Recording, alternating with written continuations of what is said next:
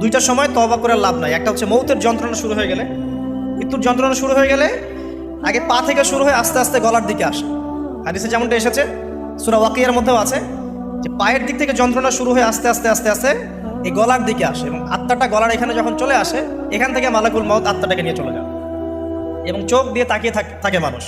রুহটা চলে গেলে মানুষ চোখ দিয়ে তাকিয়ে থাকে, দেখবেন এই কারণে মৃত ব্যক্তি তাকিয়ে থাকে, চোখ খোলা থাকে। এবং তখন আসমান থেকে সিঁড়ি নামিয়ে দেওয়া হয়, ওই সিঁড়িতে করে আত্মা চলে যাচ্ছে, ও তাকিয়ে দেখে যে আত্মা চলে যাচ্ছে। এবং মানুষ মারা যাওয়ার পরে চোখ জীবিত থাকে অনেকক্ষণ। মেডিকেল সায়েন্স যারা পড়েছে তাদেরকে জিজ্ঞাসা করবে, মানুষ ডেড হয়ে গেলেও চোখ দেখবেন আরও কয়েক ঘন্টা, হয়তো আরও নির্দিষ্ট একটা সময় পর্যন্ত চোখটা কিন্তু জীবিত থাকে। এই জন্যে চোখ বন্ধ করে দিতে হয়। যাই হোক, যেটা বলছিলাম যে মৌতের যন্ত্রণা শুরু হয়ে গেলে তওবা করে লাভ নাই, তওবার দরজা বন্ধ। আর পশ্চিম দিক থেকে সূর্য উঠে গেলে তওবা করে লাভ নাই, তওবার দরজা